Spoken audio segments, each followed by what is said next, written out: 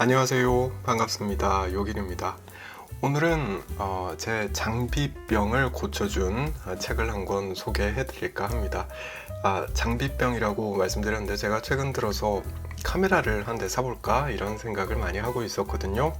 입문용 DSLR을 살까 아니면 성능이 좋다고 하니까 그 새로 나온 아이폰을 한 대 사볼까 이런 생각을 하고 있었습니다. 지금 제가 스마트폰으로 찍고 있는데 이게 오래된 기종이 아니거든요. 삼성에서 만든 갤럭시 기종인데 다 할 수 있습니다. 다만 백그라운드 블러 기능, 그러니까 뒷배경이 좀 흐려지는 이 기능이 제가 갖고 있는 이 스마트폰으로는 잘 안 되더라고요. 그게 탐이 나서 새 카메라나 혹은 아이폰을 사볼까 생각을 하고 있었는데 근데 이 책을 보고 나서 생각을 완전히 바꿨습니다. 오늘 소개해드릴 책은 아날로그 필름 메이커입니다.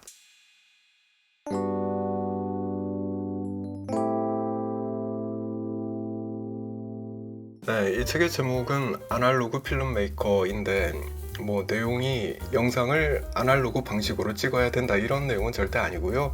이 책을 읽다 보니까 장비가 중요한 게 아니다 라는 내용이 눈에 쏙 들어와서 그런 말씀을 서두에서 드렸습니다. 간략하게 책과 저자 소개부터 좀 해보고 지나가겠습니다. 장현경 씨가 썼습니다.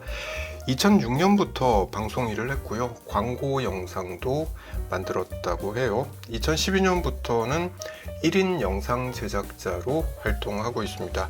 현재 유튜브 채널 아날로그 필름 메이커를 운영하고 있습니다. 이 채널의 구독자가 12,000명 정도 되던데 댓글을 좀 살펴봤더니만 영상 제작을 배우고 싶은 사람, 그리고 현직 영상 제작자들에게도 인기가 있는 채널이라는 거 알 수가 있더라고요.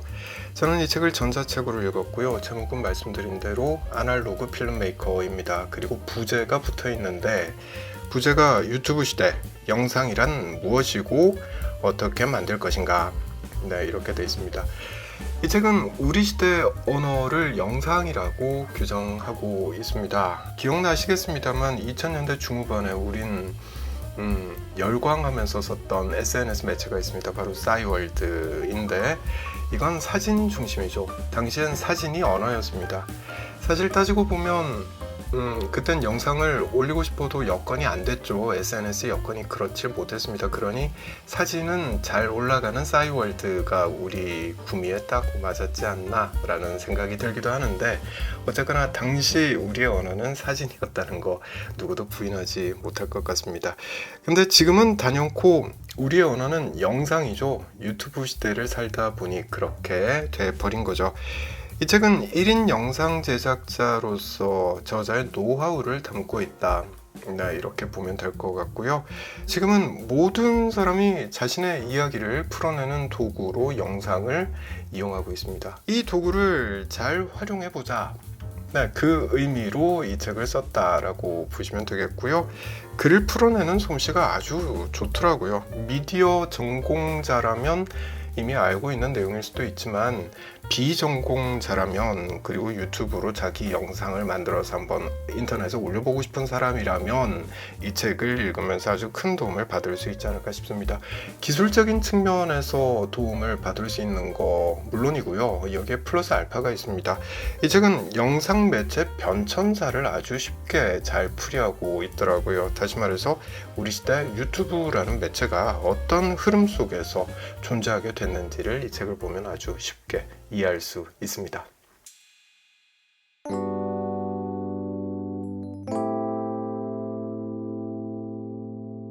제가 이 책 보면서 제일 재밌었던 부분을 이야기를 좀 해보겠습니다. 저자가 갓 입사했을 때 선배들로부터 영상 제작에 관한 가이드라인을 교육을 받을 때 이야기를 언급하고 있는데요. 대표적인 금기 사례로 이건 하면 안 돼 라고 선배들이 이야기해준 대표적인 금기 사례로 크롭을 하지 말라 라는 게 있었다고 합니다. 크롭이라는 건 일부분을 확대해서 보여주는 거죠. 그러니까 화질이 좀 떨어지게 되는 거예요. 영상의 화질을 최우선 가치로 삼다 보니까 크롭을 하지 말라, 이게 대표적인 금기 사항이었다라는 거죠. 심지어는 이런 경우도 있었다고 합니다. 밤 촬영이에요. 어두컴컴한 모습을 찍어야 됩니다. 근데 어두운 곳에서 영상을 촬영하면 화질이 떨어지죠. 그렇다 보니까 조명을 두세 개 갖다 놓고 밤 장면을 찍었다는 거예요. 대낮 같은 밝은 밤 장면을 찍었던 거죠. 이게 굉장히 아이러니한데 이런 일이 비일비재했다는 겁니다. 자, 바로 이런 제작 관행에 균열이 가기 시작했는데 그 균열을 낸 사람을 이 책의 저자는 나영석 PD라고 이야기하고 있습니다.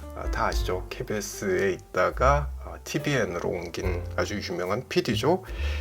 나영석 효과라고 이 책은 이야기하는데 파격의 연속이었다라고 해석하고 있습니다. 그 파격의 시작은 아마도 꽃보다 할배가 아니었나 싶은데, 꽃보다 할배는 다들 보셨으니까 아시겠지만 해외 촬영입니다. 그러니까 장비를 좀 가볍게 할 필요가 있었다는 거죠. 원래는 ENG 카메라 그리고 최소한 DSLR 카메라를 들고 가서 찍어야 되는데, 물론 이런 장비도 가지고는 갔지만 일반 핸디캠도 많이 사용했다라는 거예요. 이뿐만 아니라 숙소나 식당에 핸디캠을 여러 대 설치해 놓고 출연자들의 동선을 하나도 놓치지 않으려고 했다는 거죠. 이건 예전부터 그랬는데 KBS에 있을 때 1박 2일 보면 이런 거 참 많이 나왔죠. 또 밖에 걸어 다닐 땐 저자는 이렇게 표현합니다. 고등학교 인터넷 방송국에서 쓸 법한 장비로 촬영을 했다. 초라하기 짝이 없다. 네, 이렇게 표현을 하고 있습니다. 장비에 신경 쓰지 않았다는 거죠. 일단 가벼워야 한다. 찍히기만 하면 된다. 이런 식이었던 거죠. 그러니 화질이 떨어질 수밖에 없습니다. 이 책 읽으면서 다시 1편을 한번 봤어요. 꽃보다 할배 1편을 봤는데 진짜 화질도 문제지만 앵글도 이상한 게 많았고, 그리고 심지어는 화면이 막 떨리는데 이걸 그대로 다 쓰더라고요. 자, 파격은 이어집니다. 출연자들이 잠자리에 들 준비를 하는 거예요. 침실에 달린 작은 캠코더 한 대로 촬영자들의 모습을 그대로 보여줍니다. 심지어는 그 분량이 5분가량 됐다라는 거죠. 나름의 롱테이크를 찍은 건데, 사람이 한 가지 앵글의 지루함을 느끼기 시작하는 게 보통 3초에서 5초 사이라고 합니다. 근데 5분 가까이 고정된 앵글로 사람들의 모습을 보여줬다는 거, 이게 파격이었던 거죠. 더 놀라운 점이 있습니다. 이제 방에 불을 끕니다. 자야 되니까. 불을 끄고 나서도 대화는 이어지잖아요. 그 모습을 계속 보여주는 거예요. 암전 상황에서 화면에는 자막만 뜹니다. 그 상태로 또 몇 분을 지속하더라 라는 거예요. 이게 전부 다 파격인 거죠. 예전 같으면 방송사고에 해당합니다. 심할석감인 거죠. 근데도 나영석 PD는 이런 편집을 선택했습니다. 왜 그랬을까에 대해서 이 책의 저자는 또 상세하게 설명하고 있습니다. 나영석 PD는 자신이 만든 프로그램의 가장 중요한 가치를 화질이 아니라 스토리에 두었기 때문이었다. 네, 이렇게 해석하고 있습니다. 스토리를 최상의 가치에 두다 보니까 스토리에 걸맞은 전략으로 장비 라인업이 나오게 됐던 것이고 편집의 방향이 결정됐을 것이다. 네, 이렇게 말하고 있는 거죠. 이어서 이런 해석도 하고 있습니다. 카메라맨이 정석 구도로 촬영해서 방송에 나갈 수 있는 수준의 화면을 만들어야 하고, 스태프가 화면에 노출되면 방송 사고라는 틀에 박힌 사고에서 벗어나고 나니까 더욱 자유롭고 인간적인 스토리텔링이 나오기 시작한 것이다. 네, 저자는 이렇게 해석하고 있습니다. 예전엔 여행 프로그램은 진짜 천편일률적이었죠. 여기 너무 좋아요. 또 이곳 식당 너무 맛있어요. 이런 내용이 주였습니다. 근데 나영석은 여행을 하면서 등장인물들이 스토리를 스스로 만들어가길 바랬던 거죠. 심지어는 그 스토리 속으로 나영석 PD 스스로가 쑥 들어가기도 하죠. 앵글 속으로 들어가서 출연자들과 이야기를 하고 음식을 같이 먹기도 했습니다. 예전엔 이런 거 전부 다 방송사고였다는 거죠. 심할석감이었습니다. 근데 이게 혁신이었다는 거죠. 이 책의 저자는 그렇게 해석하고 있습니다. 미디어 환경의 변화에 걸맞는 혁신이었다. 네, 이렇게 말하면 더 정확할 겁니다. 유튜브가 다 이런 포맷이잖아요. 사람들이 워낙에 유튜브를 많이들 보니까 대형 방송사에서도 비슷한 포맷으로 따라갈 수밖에 없었고, 그걸 가장 열심히 시도한 PD가 나영석 PD가 아니었겠느냐, 이런 해석을 하고 있는 겁니다.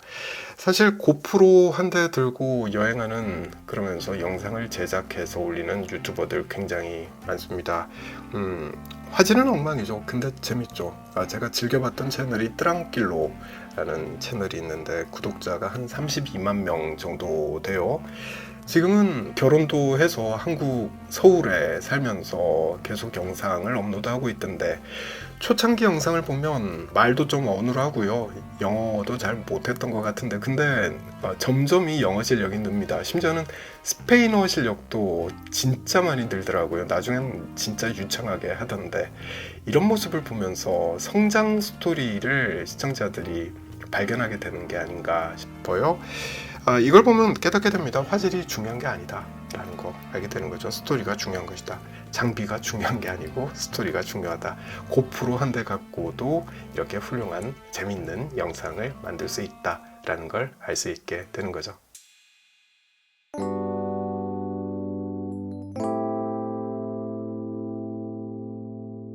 이 책의 저자가 지속적으로 강조하는 게 있습니다. 최고의 이야기는 나의 일상이다 라는 거예요. 내 이야기를 들려줘야 한다 라는 거죠. 이런 말도 합니다. 척하지 말라 라는 거예요. 똑똑한 척하지 말고, 잘난 척하지 말고, 반면에 바보인 척하지 말고, 루저인 척하지 말라 라는 거죠. 있는 그대로 내 모습을 보여줘야 한다 라는 겁니다. 왜냐하면 유튜브는 퍼스널 브랜딩 매체이기 때문에 그렇다라고 이 책의 저자는 말합니다. 내 이야기를 하는 공간이라는 거죠, 유튜브가. 자, 이 책이 이야기하는 퍼스널 브랜딩의 대표적인 사례를 저는 이 채널을 사례로 들어서 이야기를 한번 해보고 싶습니다. 제가 가끔 들어가서 보는 채널인데 히피 이모 라는 이름의 채널입니다. 50대 여성이 원룸에 거주하면서 주로 브이로그 영상을 올리고 있습니다. 구독자가 11만 명 정도 되더라고요. 대표 영상을 찾아봤는데 이런 내용이에요. 33세에 상경했을 때 전 재산이 1,000만 원이었다는 거죠.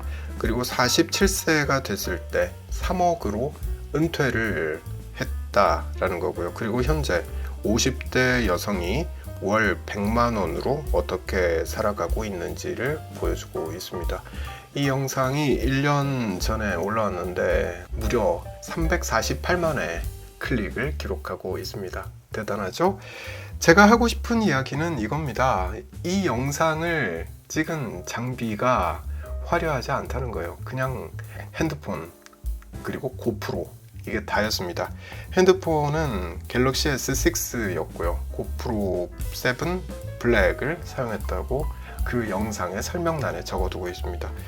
요즘 찍고 있는 영상도 뭐 다 이런 장비로 찍고 있는 것 같아요. 스마트폰과 고프로로 찍고 있는 걸 볼 수가 있습니다.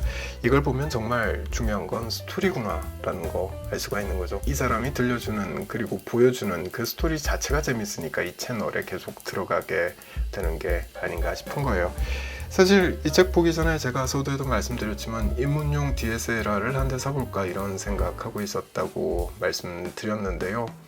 이 책을 보면서, 그리고 제가 자주 들어가서 보는 그런 채널들을 다시 한번 살펴보면서 확실하게 알 수 있더라고요. 중요한 건 스토리다, 장비가 중요한 게 아니다 라는 것이었습니다. 이렇게 말할 수 있을 것 같아요. 제가 이 책을 읽은 덕분에 최소한 100만 원은 아꼈다. 네. 이 책 참 고맙다 라고 말하고 싶더라고요. 자, 오늘 영상은 여기까지입니다. 저는 다음에 다른 책 들고 다시 찾아올게요.